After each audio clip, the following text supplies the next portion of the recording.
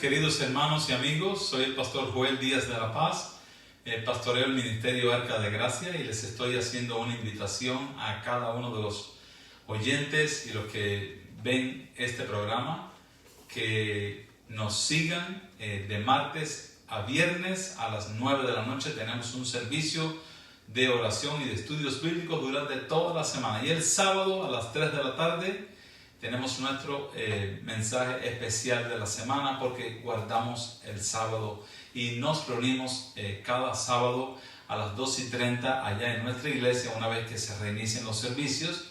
Mientras tanto, vamos a tener el servicio por la internet, por Facebook, a las 3 de la tarde cada sábado. Que Dios me los bendiga mucho, y vamos a dedicar este tiempo a regocijarnos, a cantar alguna alabanza, aunque no tengamos el mejor cantante exponiendo, pero cantar como en familia, como en la iglesia, para alabar a Dios desde nuestros corazones. Quisiera que tengamos una breve oración antes de encomendarnos a este servicio de culto a nuestro Dios. Padre, gracias por la vida que nos ofreces hasta aquí, por toda la semana que ha concluido de trabajo, y ahora, desde la puesta de sol del viernes, estamos disfrutando de las horas sagradas de paz, de reposo, donde no trabajamos ni hacemos ninguna transacción comercial, porque es un tiempo dedicado a adorarte, a reconocerte y a humillarnos delante de tu augusta presencia. Perdona nuestros pecados y nuestras rebeliones, y acéptanos, Señor, como tus hijos, y que este pequeño espacio en que vamos a estar juntos, alabando tu nombre y buscando las verdades sagradas, pueda ser de mucha bendición para nosotros y nuestras familias. Oramos en el nombre de Jesucristo. Amén y amén. Hay una canción muy linda que la cantamos en la iglesia repetidas veces. Dice así: en las luchas y en las pruebas, la iglesia sigue caminando. En las luchas y en las pruebas, la iglesia sigue caminando, solo se detiene para predicar. En las luchas y en las pruebas, la iglesia sigue caminando. En las luchas y en las pruebas, la iglesia sigue caminando, solo se detiene para predicar.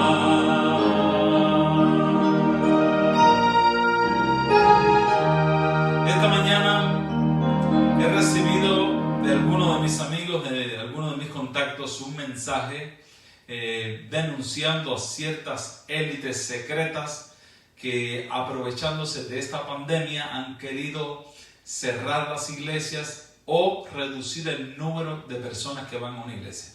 No sé cuánta veracidad tenga esto o cuán comprobable sea, pudiera ser, ¿por qué no? Hoy día está pasando de todo. Sin embargo, cada vez que el enemigo ha tratado de restarle a la iglesia, de perseguir a la iglesia, de minimizar a los creyentes, hacerlos sufrir, la cosa ha sido para multiplicación. He visto muchas personas, pastores, laicos, voluntarios, gente con testimonio, que han aprovechado esta etapa para predicar el evangelio, para contar sus mensajes, para enseñar alguna canción, y hay tantos videos en YouTube, en Facebook y cualquier red social, que la gente está presentando la palabra de Dios, y más bien se ha multiplicado el nivel de enseñanza de la Biblia en esta hora. Así que no nos vamos a desalentar, no nos vamos a desanimar. Si algo así estuviera ocurriendo, no lo dudo, pero el Señor saca ventaja de todo y aprovecha todo para nuestro bien. Por eso solo debemos cantar: oh gloria, aleluya, la iglesia sigue caminando. Oh gloria, aleluya, la iglesia sigue caminando, solo se detiene para predicar. Oh gloria, aleluya, la iglesia sigue caminando. Oh gloria, aleluya, la iglesia sigue caminando, solo se detiene para predicar.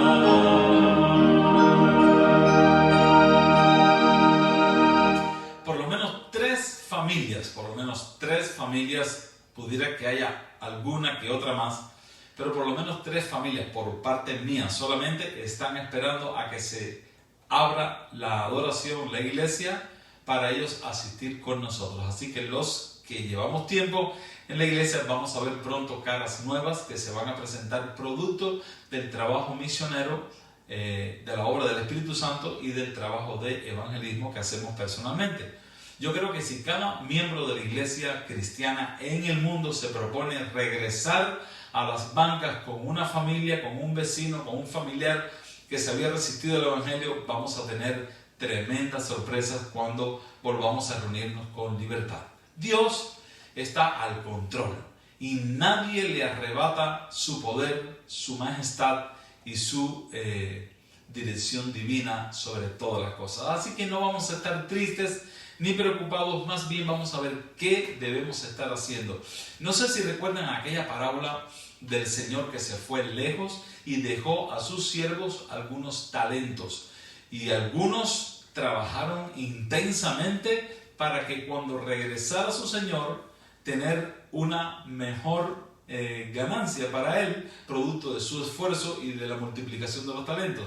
Sin embargo, hubo quien dijo: a mí me han dado uno solo, yo lo voy a guardar bien, y cuando él venga yo se lo devuelvo para que él vea que yo soy una persona honesta, que yo soy una buena persona, y ahí va a estar lo suyo. Sin embargo, este fue encontrado un siervo negligente, y su talento se lo quitaron y se lo dieron al que había desarrollado más talentos.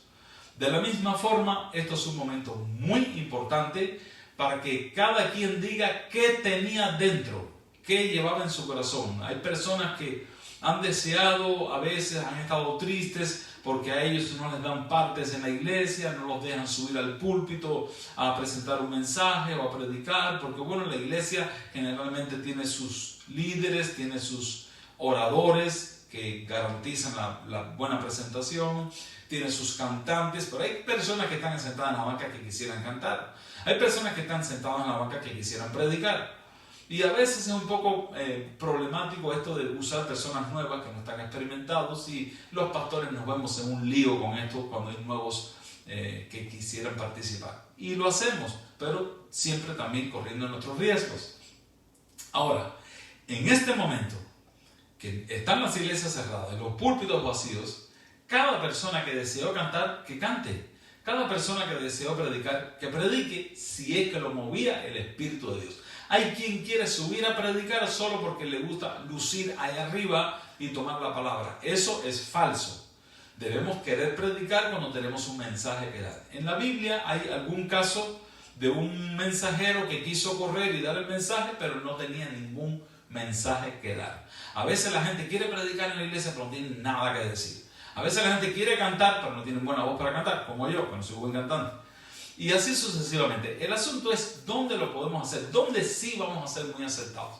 Váyase a los hospitales, ahora póngase su mascarilla, váyase a un hospital y visite los cuartos de aquellas personas que están solitarias, que no tienen familia. Váyase a las calles, váyase a algún lugar donde haya población que hable su idioma y predique el Evangelio de Jesucristo. Cuando se abra la iglesia nuevamente, esas personas que habían querido predicar y no se los permitían, van a demostrar que era bueno haberlos dejado predicar, y ahí estarán con sus almas ganadas para Cristo. Creo que es un reto que estoy enviando a todos aquellos que predican la palabra, que les gusta el Evangelio.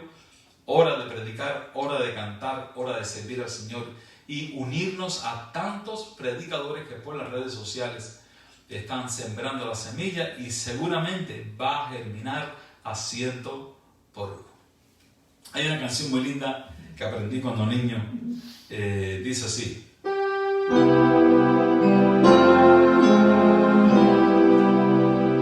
esta pequeña luz la dejaré brillar, esta pequeña luz la dejaré brillar, brillará, brillará, brillará.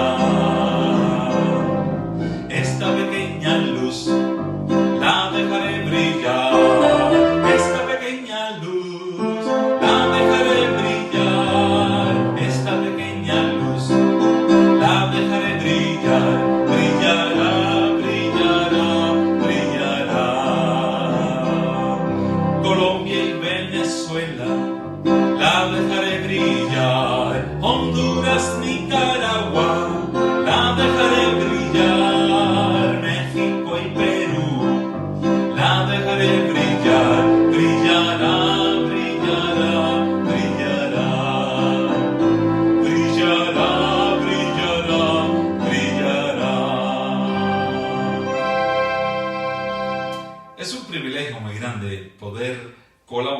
con Dios en la difusión de las buenas nuevas de salvación. A veces la gente menosprecia la Biblia, la oración, el culto a Dios, el ejercicio de la fe. Sin embargo, de pronto les sorprende una enfermedad, una crisis económica, una pérdida de un ser querido, un evento de esos que son verdaderamente traumáticos para la vida del ser humano.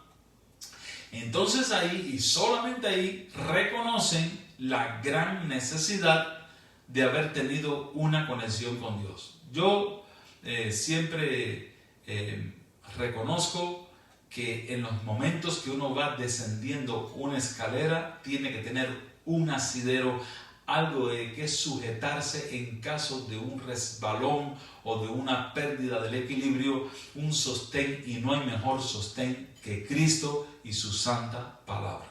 Es un reto tremendo para nosotros los seres humanos, porque cada día tenemos una agenda cargada de cosas que hacer que el día prácticamente no nos alcanza.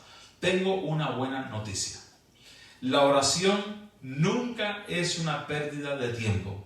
El momento de leer la palabra de Dios nunca va a retrasar las actividades del día. Al contrario, es muy probable que por ese espacio de tiempo que estuviste orando, que estuviste leyendo la Biblia y preparándote espiritualmente, Dios agilice el camino de tu carro al trabajo, evite tapones, evite incidentes con el policía por tratar de ir rápido. Sabes, Dios va a hacer que ese día sea bendecido. Él tiene poder para eso. Debes confiar en el poder de Dios, aunque las cosas se pongan bien difíciles, aunque las cosas se pongan bien tensas. Debes confiar en el Señor. Hay una canción muy linda que dice: puedes confiar en el Señor, Él te va a cuidar. Puedes confiar en el Señor, Él te va a cuidar. Si el sol llegare a oscurecer y el cielo a desaparecer, igual confía en el Señor, Él te va a cuidar. Igual confía en el Señor, Él te va a cuidar. Puedes confiar en el Señor, Él te va a cuidar. Puedes confiar en el Señor, Él te va a cuidar. Si el sol llegare a oscurecer y el cielo a desaparecer, igual confía en el Señor, Él te va a cuidar.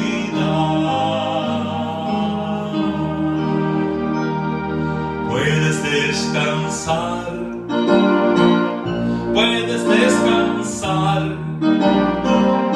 que una mansión Cristo te dará. Si el sol llegare a oscurecer y el cielo a desaparecer, igual confía en el Señor, Él te va a cuidar. Igual confía en el Señor, Él te va a cuidar.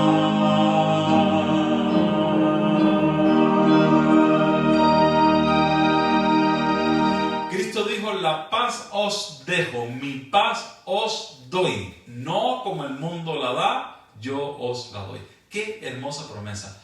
Cuando tenemos una comunión con Cristo, un compañerismo, una relación con el Señor, aunque sea pequeñita cada día, de alguna manera, no puedo ni explicarte cómo, pero de alguna manera vamos a experimentar paz, tranquilidad. Vas a sentir noticias, vas a sentir voces y sonidos que alertan, previenen y a veces asustan un poco. Sin embargo, vamos a tener paz en nuestros corazones.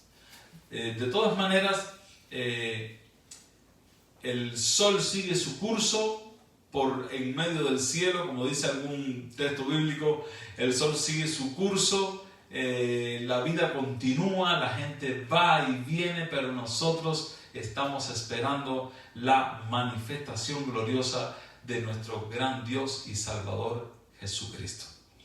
El sábado, este día que Dios ha separado como un día especial de adoración al Dios verdadero. Algunos hermanos, hace poco, conversando con un hermano creyente, me dice, no es necesario guardar el sábado porque a Dios se adora todos los días. Y yo me volvió a la mente aquel ejemplo que he mencionado aquí y que alguien lo mencionó en un gran libro acerca de la observancia del sábado. Durante la semana, sí, nosotros adoramos a Dios, respetamos a Dios, reverenciamos a Dios, pero a la manera de Marta. Marta estaba afanada en la cocina, estaba preparando el almuerzo quizá o la cena y estaba escuchando, pero estaba trabajando. Sin embargo, María dejó todo y se sentó a los pies de Cristo. No porque era vaga, no porque quería echar el peso del trabajo a su hermana Marta, perdón, sino porque atender las cosas de Dios, atender a Cristo como Él merece, es a tiempo completo.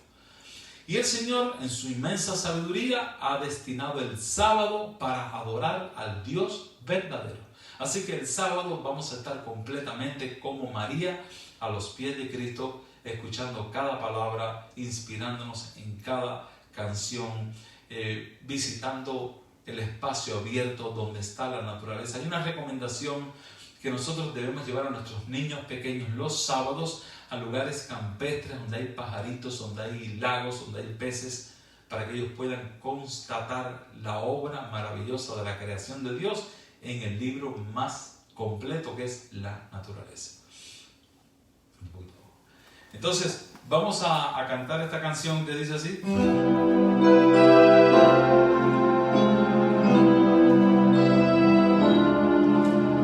Sábado Santo, día de gozo y de reposo, Él santificó. Sábado Santo, día de gozo y de reposo, Él santificó. Sábado Santo, día de gozo y de reposo, Él santificó.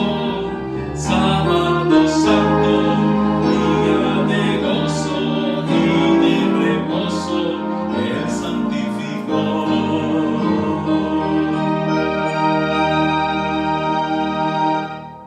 Muchas gracias.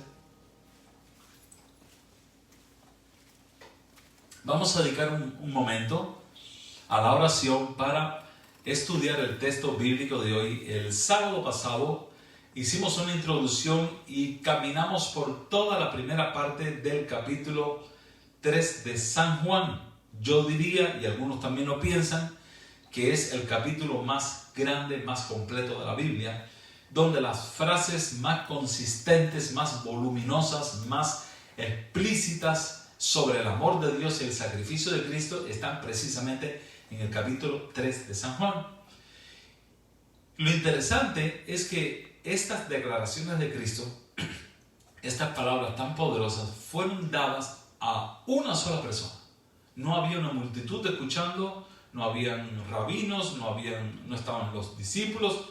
Había una persona que vino a ver a Jesús de noche porque estaba desesperado, ya que su religión no le daba ningún gozo, ninguna satisfacción, pero Cristo irradiaba paz, irradiaba luz, y la gente que andaba con Jesús eran igualmente felices y victoriosos. Él quería tener ese gozo, quería tener esa experiencia y vino a conversar con Jesús de noche. Explícame qué es lo que está pasando, que no soy feliz.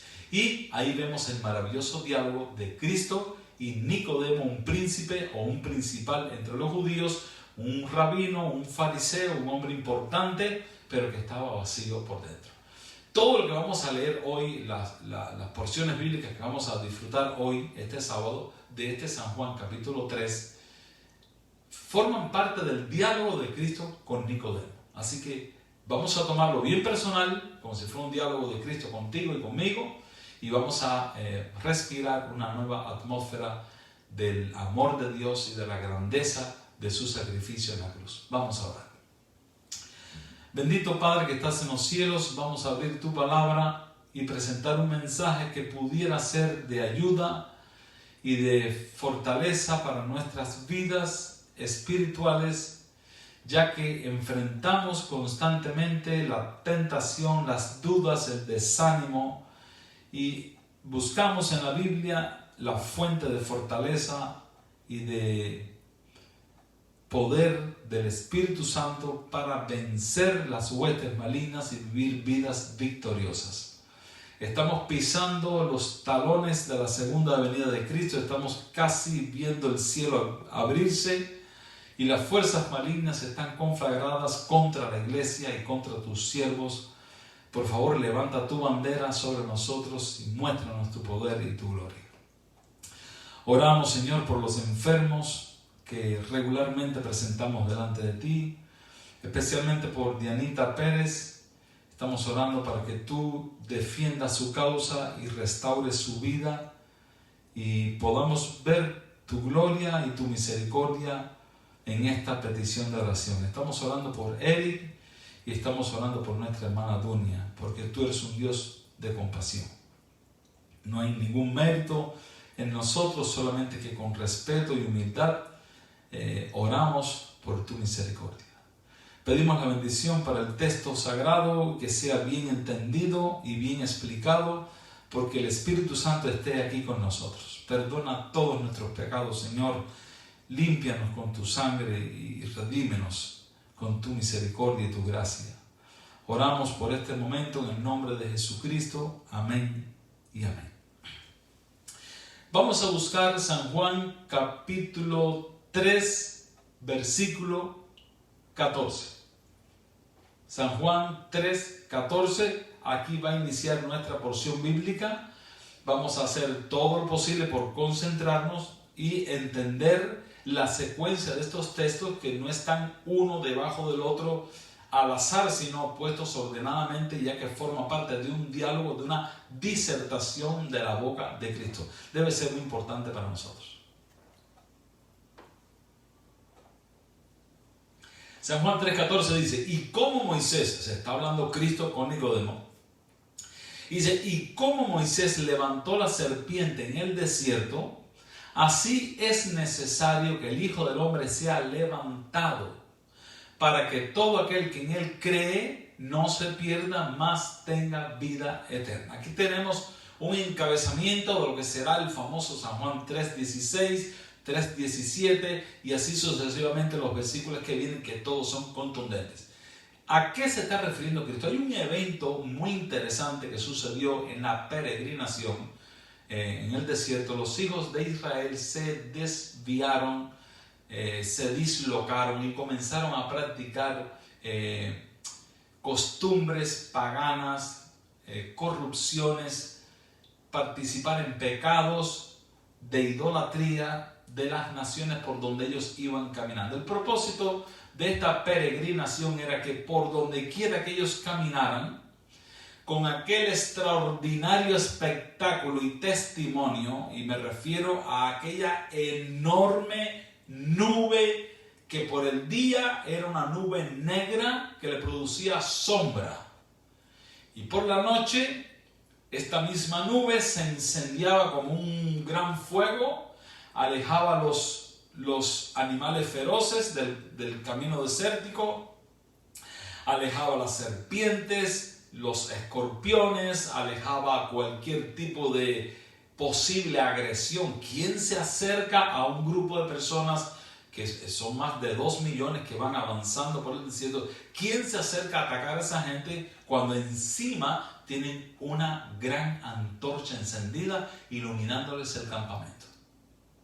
O sea, el propósito de Dios al hacerlos peregrinar es el mismo propósito de Dios cuando nos toca trabajar en la yarda, trabajar en los techos, trabajar en una oficina, trabajar en un hospital. Donde quiera que esté un cristiano va peregrinando. Los muchachos jóvenes en las escuelas.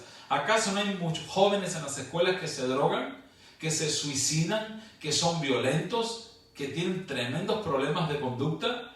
¿Y para qué están los jóvenes creyentes en las escuelas? Para llevar la luz a las escuelas. ¿Para qué estamos en la brigada que trabaja en los techos? Para dar la luz de Dios en los techos. Y así sucesivamente, donde quiera que estemos, somos comisionados por Dios para darles a conocer a las personas lo que hemos visto y lo que hemos conocido. La grandeza de Dios. Así que los israelitas iban peregrinando y ya es sabido que el camino hacia Canaán podía haber durado máximo 2 meses. Sin embargo, tomó años. Tantos años como 40 años estuvieron peregrinando para llegar a Canaán. ¿Por qué? Porque, número uno, ellos debían depurar todas aquellas perversidades, toda aquella manera de pensar estrecha de un esclavo, todas aquellas torpezas, todos aquellos actos de violencia que estaban acostumbrados a llevar a cabo. Imagínense, el padre de la casa trabajaba como esclavo. Cuando hacía algo mal, el esclavista le daba latigazos o le daba palazos o lo castigaba. Cuando llegaba a la casa, si su hijo hacía algo mal, ¿qué hacía? Lo mismo, porque eso fue lo que hicieron con él. Bueno, todas estas aberraciones y todos estos defectos de personalidad y de carácter fueron depurándose por el camino mientras caía pan del cielo, mientras salía agua de la peña, mientras veían milagros y maravillas, mientras veían aquella nube que se acostumbraron a ella, pero no era normal. Nadie más tenía una nube que les diera calor y protección por la noche y que por el día les diera sombrita para que caminaran a la sombra. Nadie más en todas las naciones que ellos pasaban tenía algo así. El propósito de Dios con el peregrinaje de los israelitas era darle a conocer al mundo que había un Dios verdadero, de amor, de misericordia, de compasión, de detalles. No era como los dioses de las otras tribus, de las otras naciones, que pedían cultos de sangre, que pedían sacrificios de niños, sacrificios de doncellas. Era un Dios de amor, de compasión, porque detrás de todos estos dioses y detrás de toda la idolatría y de todas las vírgenes y de todos los ídolos está la mano de Satanás con la manifestación invisible de los poderes demoníacos. Por eso el primer mandamiento de la ley de Dios dice: no tengas otro Dios fuera de mí. El segundo mandamiento: no te hagas imágenes para adorar. ¿Por qué? Porque este tipo de costumbre, de práctica, no solamente ofendía a Dios, sino que los llevaba a ellos a vivir vidas miserables y vidas tristes. ¿Cómo creen que quedaría la casa de una familia donde hubo que sacrificar al niño? Donde hubo que sacrificar a la señorita, a la doncella, para que cayera lluvia. ¿Cómo crees que vivirían esa gente después? ¿Les gustaría? Sí, sacrifiquen mi hijo para que llueva. No, eran hijos arrancados de los brazos de sus madres porque practicaban estos ritos, estos cultos perversos y diabólicos. Dios tenía el propósito de mostrarle al mundo el Dios verdadero. Ahora, ¿qué pasó? Lo que no se esperaba nadie.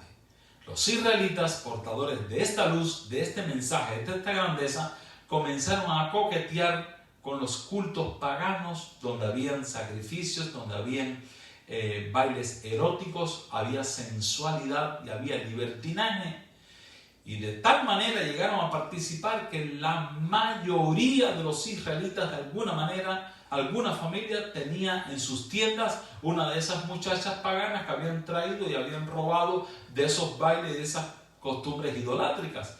Dios se enojó muchísimo y se puso muy triste, y cuando Dios se enoja, levanta a sus ángeles y dice: muchachos, vámonos, que aquí no nos quiere. Es cierto que el Espíritu Santo nunca abandona al pecador y siempre lo está llamando al arrepentimiento, pero la bendición condicionada de Dios a la obediencia, al respeto de su ley y de sus mandamientos, sí la perdemos. Y esto fue lo que pasó. Dios retiró su protección y todas las serpientes que siempre estuvieron ahí atacaron a los israelitas. Y todos los escorpiones que siempre estuvieron ahí atacaron a los israelitas. Y los animales feroces que siempre estuvieron ahí escondidos, huyendo de las llamas de la nube de Dios, atacaron a los israelitas y hubo una gran mortandad. En medio de esta gran mortandad, Dios le dice a Moisés, levanta una serpiente de bronce en un asta. Ni Moisés entendía esto primero. Hazte una serpiente de bronce, levántala en un asta y ponla bien alto. Todo el que mire esa serpiente, aunque esté mordido, eran serpientes venenosas, mordían y ya estabas listo. Todo el que mire esa serpiente de bronce va a vivir. Bueno, Moisés, presto y no perezoso, levantó rápidamente un asta, se hizo una serpiente de bronce y la puso y dijo, todo el que mire aquí va a vivir aunque lo haya mordido la serpiente. Y mucha gente ha especulado, han dicho cosas interesantes que a veces me da un poco de risa acerca de la serpiente de bronce, que sí se adoraban ídolos en el pueblo de Israel, porque la serpiente de bronce, miren hermano, la serpiente de bronce formaba parte de una enseñanza, de un mensaje. ¿Por qué una serpiente? ¿Acaso, bueno, la serpiente siempre ha representado a Satanás o al pecado? ¿Qué hace entonces una serpiente de bronce en un asta? Todo el mundo la mira y queda sano. ¿Cómo es la cosa? Bueno, el asunto consiste en el símbolo y la realidad. La realidad es Cristo. Y la serpiente es la forma que Cristo iba a tomar para salvar al pecador. O sea, Cristo iba a asumir una naturaleza propensa al pecado, una naturaleza denigrada por el pecado, una naturaleza degenerada por 4.000 años de pecado. Cristo se humanizó para salvar al pecador. Aunque Él no tenía pecado, aunque su naturaleza no era concupiscente como la nuestra, pero físicamente Él podía pecar. O sea, Cristo no estaba imposibilitado de pecar si hubiera querido. De lo contrario, no hubiera sido tentado por Satanás. Satanás lo tentó porque él podía caer. ¿Dónde estaba la fortaleza de Cristo? En la oración. ¿Dónde estaba la fortaleza de Cristo? Estar cerca del Padre. Ahora bien, Cristo toma naturaleza humana denigrada por el pecado. Cristo no tenía tendencias pecaminosas como nosotros, pero podía pecar como nosotros por sus necesidades físicas. Por eso es que Satanás le dice, haz que estas piedras se conviertan en pan. En caso de que tú seas hijo de Dios, haz que estas piedras se conviertan en pan. O sea, por sus necesidades físicas, él pudo haber usado su divinidad en esta tierra y ahí Satanás hubiera ganado la pelea, la batalla, porque él decía que las leyes de Dios nada más que las puede cumplir Dios, que los hombres no las pueden cumplir. Pero Cristo demostró por su dependencia del Padre que pudo vencer y enseñarnos a nosotros cómo vencer. Ahora bien, se levanta la serpiente en el desierto representando a Cristo. Es un símbolo de Cristo que en forma de pecado, en forma humana, sería llevado a la cruz. Y todo aquel que mire a Cristo puede tener vida eterna, puede ser sano. Por eso leemos estos dos versículos que son extraordinarios. Podemos hablar aquí mucho tiempo de estos dos versículos. Quiero avanzar un poco más. Pero dice el versículo 14, y como Moisés, el que está hablando aquí es Cristo, le está contando a Nicodemo, y como Moisés levantó la serpiente en el desierto, así es necesario que el Hijo del Hombre sea levantado. Nosotros no estamos muy relacionados con este término levantado, pero en el tiempo de Cristo era una palabra muy común. A fulano lo levantaron, es decir, lo crucificaron. ¿Y te acuerdas de aquel ladroncito que agarraron varias veces en el mercado robando a la gente de la bolsa? Lo levantaron, o sea, lo crucificaron. Dice Cristo a Nicodemo que de la misma forma que fue levantada la serpiente en el desierto para salvar a la gente, es necesario que el Hijo del Hombre sea levantado. Ahora a Nicodemo se le ha abierto los ojos. Está entendiendo con quién está hablando. Que no es un mago, que no es un curandero, que no es un sanador, que no es un parlanchín, que es el Hijo de Dios. Porque dice, es necesario que el Hijo del Hombre sea levantado. ¿Para qué? Para que todo aquel que en Él cree no se pierda, mas tenga vida eterna. No sé cuántas versiones más usarán la palabra creer en tiempo presente. Porque creer es una actitud de cada día. No es yo creí o yo me convertí o yo me entregué al Señor en septiembre 12 del 2014. No se trata de lo que pasó un día, no se trata de lo que pasó una vez. No se trata de creer en el pasado, se trata de creer cada día. Cada día tenemos que creer, cada día tenemos que devolverle a Dios nuestro agradecimiento, devolverle a Dios nuestra comunión, nuestra oración, nuestras peticiones, cada día. Cuando nosotros usamos la palabra creer es funcionar. Creer es confiar. Creer es caminar. Creer es seguir a Cristo. Creer es sacrificar cosas por Cristo. El que cree todo el tiempo se está moviendo en función de su creencia. Por eso dice que de esa misma forma que la serpiente fue levantada, es necesario que el Hijo del Hombre sea levantado para que todo aquel que en él cree no se pierda, mas tenga vida eterna. Ahora dice el versículo 16. Y noten las tres referencias bíblicas o cuán pegadito está un versículo del otro. Bueno, cuando aquello no había versículos, pero cuántas veces repitió Cristo el mismo elemento gramatical, descriptivo, una promesa para que quedara claro en la mente de Nicodemo. Primera vez suena en el versículo 15, para que todo aquel que en él cree no se pierda, mas tenga vida eterna. Inmediatamente Cristo dice, porque, versículo 16, que es el más conocido, porque de tal manera, aquí le puso un énfasis, porque de tal manera amó Dios al mundo que ha dado a su Hijo unigénito, para que todo aquel que en él cree, y lo vuelvo con el tiempo presente, no se pierda, mas tenga vida eterna. O sea, por segunda vez presenta el mismo mensaje, pero ahora con un énfasis. De tal manera, ¿saben qué?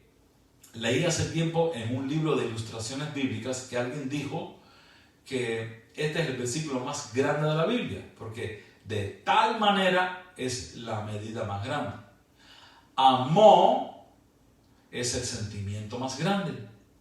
Dios es el ser más grande.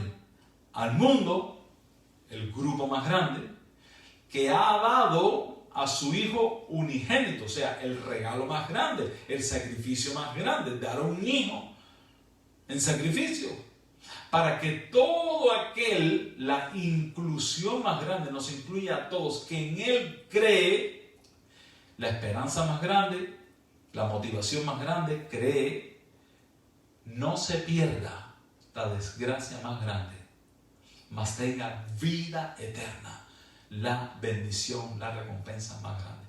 Y creo que tiene mucha veracidad esta presentación, porque realmente todo el evangelio de la Biblia lo pudiéramos resumir, comprimir a San Juan 3:16.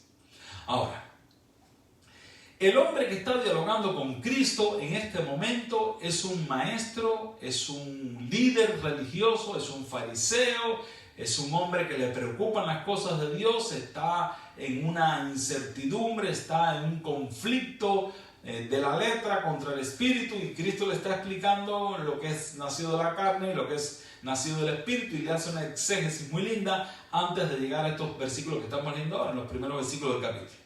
Ahora, este hombre tiene la tendencia al legalismo, tiene la tendencia a la condenación. Los fariseos condenaban constantemente si había una persona enferma, bueno, está enfermo por sus pecados. Si había una persona que tuvo un accidente y murió, bueno, murió por sus pecados. Y toda esa serie de prejuicios y de letanías que no tenían sentido. Entonces ahora Cristo le va a trabajar a Nicodemo, después de presentarle el más grande evangelio, que es San Juan 3:16. De tal manera amó Dios al mundo, sea fariseo o no sea fariseo, sea católico o no sea católico, sea adventista o no sea adventista, sea bautista, sea pentecostal, sea testigo de Jehová, sea mormón, al mundo. tanto amó Dios al mundo que ofreció a su Hijo unigénito para que todo aquel que en Él cree no se pierda, mas tenga vida eterna. O sea, ya Nicodemo acaba de recibir de la boca del mejor predicador de la tierra, del mismo Dios, el mensaje puro de la salvación. Ahora viene, observen lo que dice el versículo 17. Muy interesante. Porque no envió Dios a su Hijo al mundo para condenar al mundo, sino para que el mundo sea salvo por él. A ver, ¿cómo tú vas, Nicodemo, a profesar una religión, a practicar una fe, una creencia que condenan constantemente al pecador? Nicodemo, estás mal. Pero Cristo no le diría eso a Nicodemo, eso se lo diría yo, si lo veo. Mira, Nicodemo, tanto amó Dios al mundo que envió a su Hijo único, entregó su Hijo único. Ahora, Dios no envió a su Hijo al mundo para condenar al mundo, dice el versículo 17, sino para que el mundo sea salvo por medio de él. O sea, en todas las religiones que conozco, en todas las denominaciones cristianas que conozco, hay un compendio de fe, hay una serie de reglas y normas para los feligreses, y muchas veces estas normas se aplican por medio de disciplinas eclesiásticas a hermanos que pecan, que profanan el nombre de Dios, que cometen pecados, y son regulaciones realmente necesarias para que la gente mantenga el paso por la rayita del medio. Sin embargo, no son pocas las iglesias que se ha mal usado la disciplina eclesiástica, y muchos jóvenes y muchas personas han sido expulsados, alejados de la fe porque cometieron una falta, y esto causó un revuelo o un escándalo en la iglesia. Es importante que todos los pastores que pudieran escuchar este versículo, todas las iglesias, todos los miembros que pertenecen a alguna denominación sepan separar el pecado del pecador. Cristo murió por el pecador y Cristo se echó encima de sí la condena de estos pecados. Así que Cristo se dice: yo soy culpable, muere por el pecador para salvar al pecador. El sacrificio más grande que se pueda hacer en la tierra lo hizo Cristo, porque no solamente murió por los buenos, murió también por los malos, y murió por los asesinos y por los pedófilos y por los estafadores y por los raptores y por los traficantes. Cristo murió por el pecador. Él puede amar al pecador y aborrecer el pecado.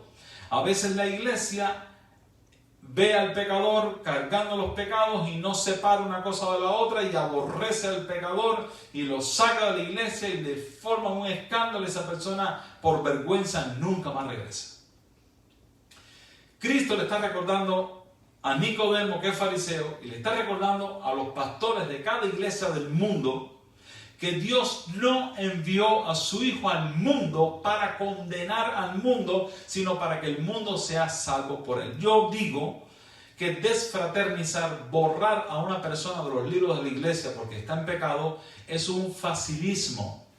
Y generalmente lo hacen pastores asalariados que saben que de todas maneras van a cobrar su salario, y la norma dice que a esta persona hay que borrarlo, hay que separarlo y botarlo de la iglesia, o decirle: aquí no vengas más, o no vas a... Y le aplican unas reglas disciplinarias sin misericordia, sin amor, sin compasión. Yo creo que si ese pastor, en vez de tener 200 miembros en su iglesia, teniendo 400 o 500 miembros en su iglesia, tuviera 12 miembros o tuviera 8, entonces hay una persona en pecado, él conversaría con él, lo visitaría, oraría con él, se lo llevaría a comer a un restaurante, trataría de convencerlo, trataría de hacerlo volver de sus malos caminos, porque nada más que tiene 8 miembros en la iglesia, o tiene 12. Pero como tienen 200, 500 y 1000, ¿qué más le importa borrar para hacer valer la justicia y que este pastor sí va por la línea del medio? Hermano, Dios no envió a su Hijo al mundo para condenar al mundo, sino para que el mundo sea salvo por él. Si hay una persona en pecado, si hay una persona que ha caído, hay que amonestarlo, sí. Hay que declarar, porque el pecado se parece mucho a la lepra. La lepra insensibiliza al enfermo, que se le cae una oreja y la siente, se le cae un dedo y ni lo siente. Ahora, el pecado se parece mucho a la lepra. La persona que está pecando se defiende, lo cubre, lo disimula, no lo ve tan grave. Y cuando te toca amonestar a esa persona, tienes que decir la verdad de su pecado. Ahora, de ahí a botarlo de la iglesia, de ahí a excomulgarlo, a bochornarlo, a denigrarlo delante de toda la congregación, eso es otra cosa que está muy mal hecho. Porque tú no puedes llamar común o inmundo lo que Cristo limpió con su sangre en la cruz del Calvario. Es un pecado que tendrán que dar cuenta muchos pastores del trato que le dieron a las ovejas descarriadas. Las ovejas descarriadas, ese día que se descarrió, no la vas a trasquilar. Ese día que se descarrió, no te la vas a comer. Ese día la vas a cargar, la vas a ir a buscar y la vas a traer al redil y te vas a poner contento porque la trajiste de vuelta. Ese es el punto. Entonces, no veo cómo se ha generalizado tanto una disciplina abusiva, donde se denigran a las personas y donde se les cierra el camino de regreso a Cristo. Una persona pecó, posiblemente el más sincero que tengas en toda la congregación fue el que pecó porque te lo dijo. Porque cuántos más están pecando que lo disimulan por años y los tienes ahí como líderes alumbrando como estrellitas en la plataforma de la iglesia. Dios no envió a su Hijo al mundo a condenar al mundo, sino para que el mundo sea salvo por él.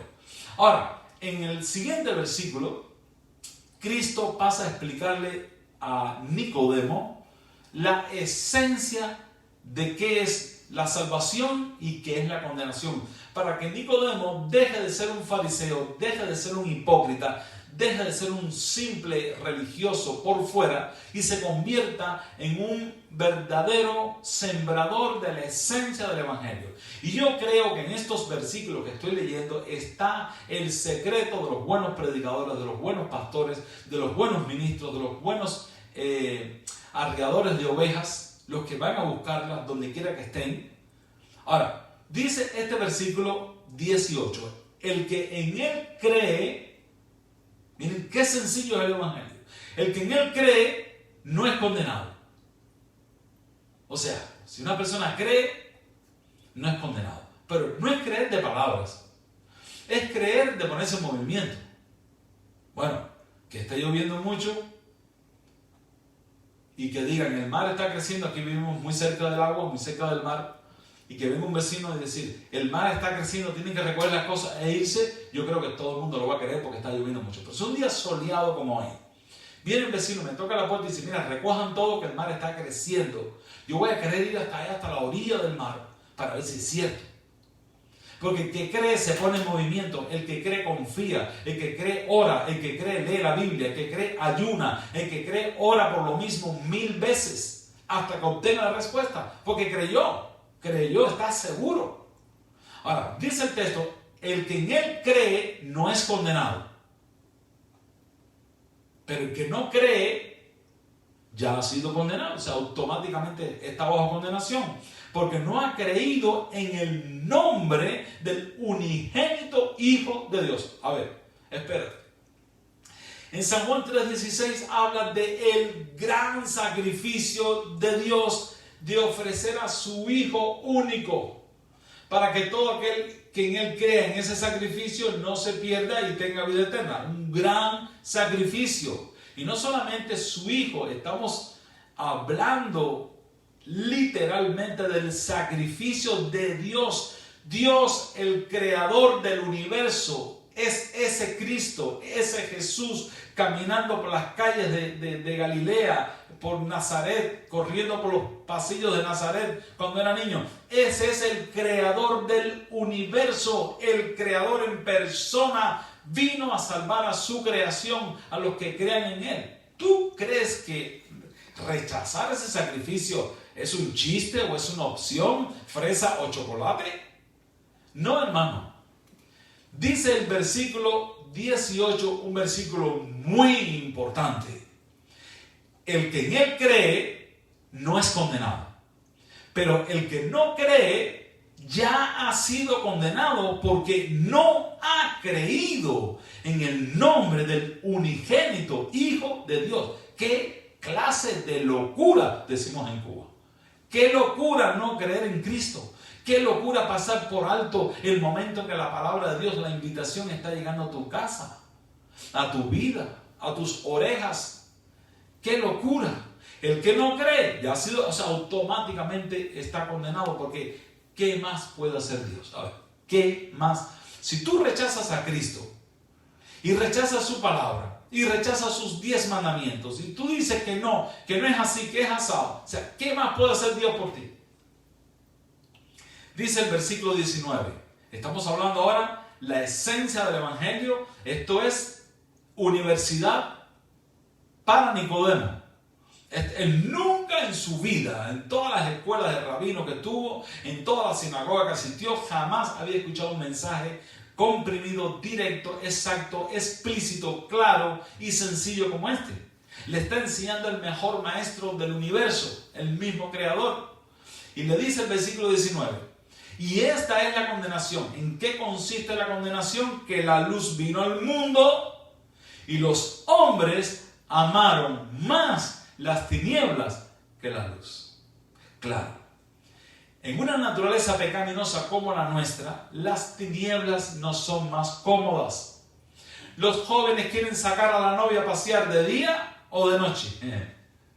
Los amigos que quieren ir a hacer travesuras, lo quieren hacer de día o de noche. Me refiero que la naturaleza humana es más dada al pecado, es más dada a encubrir su iniquidad, andar en caminos oscuros, que en las cosas claras, que en la vida, que en la limpieza de corazón y de manos. Dice el Salmo, ¿quién habitará en su monte santo? El que tiene las manos y la mente limpias de todo pecado. ¿En qué consiste la condenación? Que la luz vino al mundo. ¿Quién aclaró este punto de que la luz vino al mundo? Juan, cuando estaba predicando, dijo: esta es la luz verdadera que alumbra a todo hombre que viene a este mundo. O sea, Él es la luz. La luz vino al mundo y los hombres amaron más las tinieblas que la luz. Esta es la condenación. En esto consiste la condenación. Cuando la gente rechaza la luz. Versículo 19, la última parte dice, voy a leerlo todo otra vez, y esta es la condenación, que la luz vino al mundo y los hombres amaron más las tinieblas que la luz, porque sus obras eran malas. Por eso, seguir a Cristo es un sacrificio, es una renuncia al yo, a mis placeres, a mis deseos, a mis justicias, a mis equilibrios, a lo que yo quiero hacer, a lo que me dan ganas de hacer, lo que yo debía hacer. Voy a sacrificar todo lo que yo haría para que se glorifique Cristo en mí. Y esto es un tremendo sacrificio, porque es la muerte al yo, es la renuncia al yo.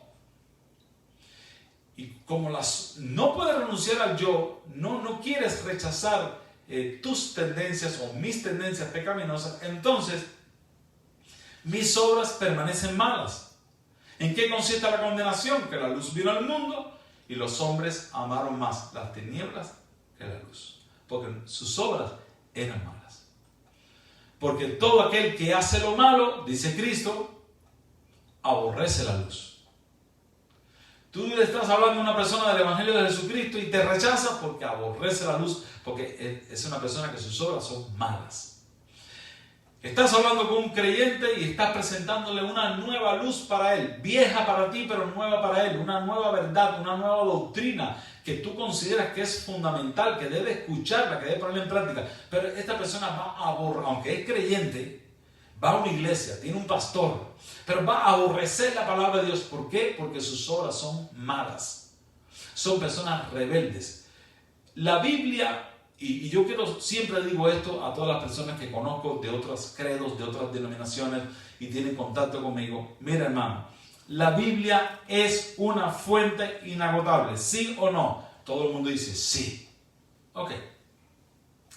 Si la Biblia es una fuente inagotable, ¿por qué razón cuando se te presenta un texto bíblico desconocido para ti, que te manda a cambiar de actitud, a cambiar de forma de ser, a cambiar tu estructura de adoración o tu manera de pensar. ¿Por qué cuando se te presenta un texto bíblico tú lo rechazas si la Biblia es una fuente inagotable? O sea, ¿es inagotable para quién? Para todos. Y si alguien trae un mensaje, yo he aprendido eso. Si alguien me trae una palabra, un mensaje, y tiene apoyo bíblico, yo, aunque me suene raro, tengo que sentarme a escuchar, porque me van a hablar de la Biblia. ¿De qué me va a hablar? ¿De béisbol o de boxeo? Me va a hablar de la Biblia. Yo soy un predicador, soy un cristiano, y a mí me interesa todo de la Biblia. ¿Por qué razón, si alguien me viene a mencionar algo, yo voy a rechazarlo? Porque los hombres aman más las tinieblas que la luz. Las obras son malas, y cuando las obras no son de fe, uno tiene la rebeldía a flor de labios. Dice el versículo 20, porque todo aquel que hace lo malo aborrece la luz y no viene a la luz. No hay manera que entienda.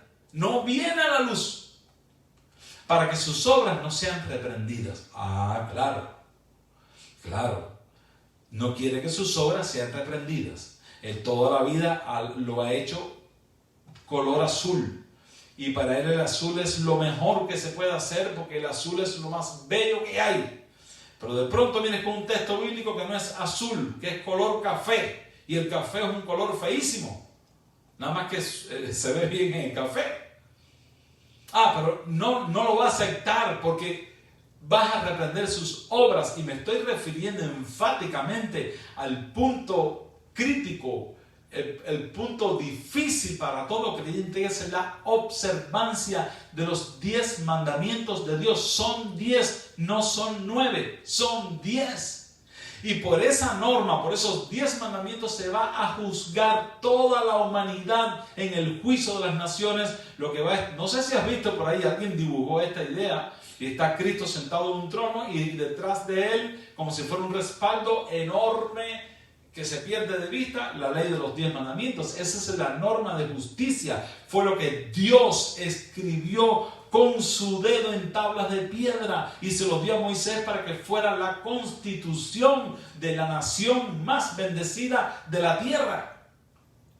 Y esos 10 mandamientos tropiezan, es un tropezadero para muchos creyentes que no soportan aceptar que los 10 mandamientos estén vigentes y se ponen a inventar cosas y cosas y cosas.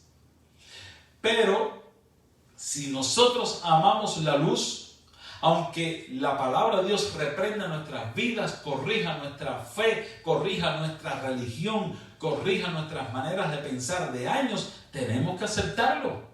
Porque los discípulos de Juan habían seguido a Juan por mucho tiempo y ese era su maestro. Pero cuando ellos escucharon a su maestro decir, ese es el Cordero de Dios que quita el pecado del mundo, ellos abandonaron a su maestro y siguieron a Cristo. Esta es la actitud que debe tener todo creyente. Tú comenzaste el conocimiento del Evangelio en una iglesia dominical. Comenzaste el conocimiento del Evangelio en los testigos de Jehová. Comenzaste tu vida cristiana en la iglesia católica. Comenzaste tu vida cristiana en cualquier iglesia. La verdad no es una iglesia. Tú no tienes que dejar tu iglesia para buscar otra iglesia. Tú tienes que dejar tu iglesia para encontrarte con Cristo, y una vez que te encuentres con Cristo, una vez que conozcas la doctrina, ahora tú vas a entender qué iglesia va a ser la mejor para tú sentarte a escuchar la palabra y para congregarte. Pero vendrán momentos como este que estamos viviendo. Este no es el último momento. Quiero advertir que nos vamos a volver a reunir en las iglesias.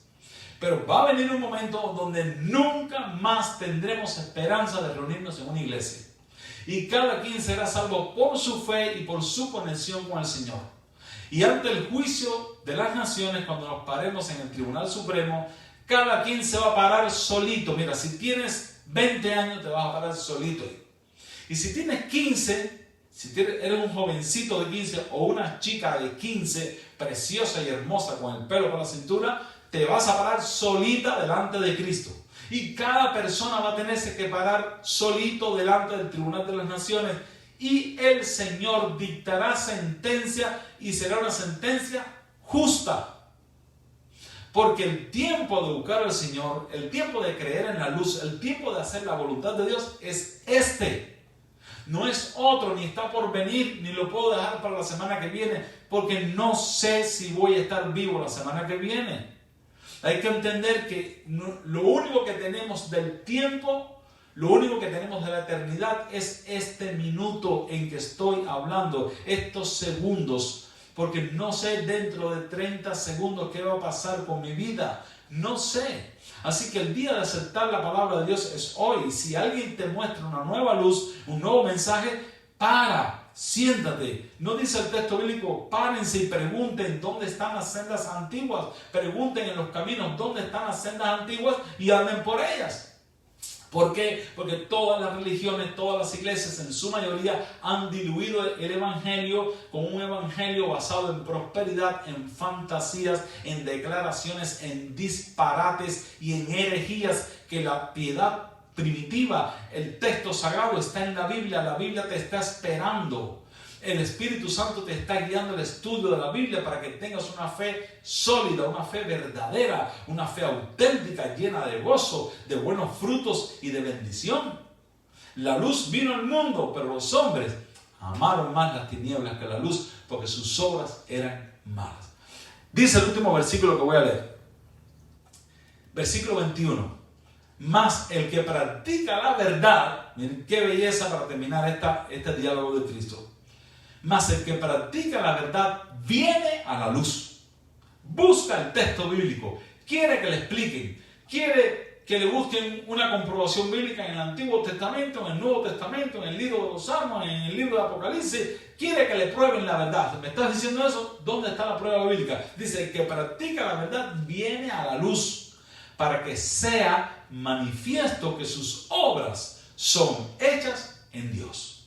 Hermano, ¿qué resumen del Evangelio, qué comprimido del Evangelio más perfecto ha recibido Nicodemo? Lo más interesante, cosa que me da curiosidad, es cuando veo el siguiente versículo 22, dice, después de esto vino Jesús con sus discípulos a la tierra de Judea y estuvo allí con ellos y bautizaba. O sea, se cambia el tema completamente. Nicodemo aquí se queda sin palabras. Nicodemo aquí se queda impactado por un mensaje que lo transformó. Nicodemo entregó toda su vida al Señor. Dice la tradición judía que vendió todas sus cosas para la predicación del Evangelio y murió pobre bajo el estandarte de la cruz de Cristo. O sea, un evangelio así tenemos que aceptarlo, tenemos que ponerlo en práctica, tenemos que quitarnos de la cabeza las manías eclesiásticas, las tradiciones, las letanías, los panfletos, los oráculos de hombre y las cosas inventadas por el hombre para controlar masas y controlar multitudes. Tenemos que liberarnos. Dice, conoceréis la verdad que es Cristo y la verdad os hará libres. Que Dios te bendiga, hermano, que tengas un feliz santo sábado y que la palabra de Dios y la oración y el ejercicio de la fe hagan de ti y de mí un verdadero cristiano, un verdadero creyente, y que los pesos que hemos cargado por tantos años nos despojemos de todo eso y corramos con paciencia la carrera que tenemos por delante. Vamos a orar. Padre que estás en los cielos, te damos gracias por el estudio bíblico, por la claridad de tu palabra. Oramos y te agradecemos por la presencia del Espíritu Santo entre nosotros. Sin Él no hubiéramos podido entendernos. Pero ahora, Señor, que hemos recibido esta palabra, que tú la puedas fijar en nuestro pensamiento, en nuestras maneras, y vivamos siguiendo una nueva luz, una estrella misteriosa que avanza por el espacio hasta llevarnos a Cristo. Oramos, Señor, por cada persona que ha escuchado este mensaje y que con solicitud ha recibido tu santa palabra. Bendícenos y danos un sábado de gloria y de bendición, y que podamos andar en tus caminos y hacer tu santa y divina voluntad. Nos ponemos en tus manos en el nombre de Jesucristo. Amén y amén. Solamente en Cristo, solamente en Él, la salvación se encuentra en Él. No hay otro nombre dado en los hombres, solamente en Cristo, solamente en Él. Mis amigos. amistades y todos mis parientes fueron la gente a quien yo más amé.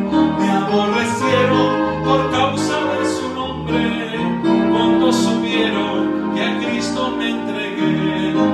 Solamente en Cristo, solamente en Él, la salvación se encuentra en Él. No hay otro nombre dado en los hombres, solamente en Cristo, solamente en Él.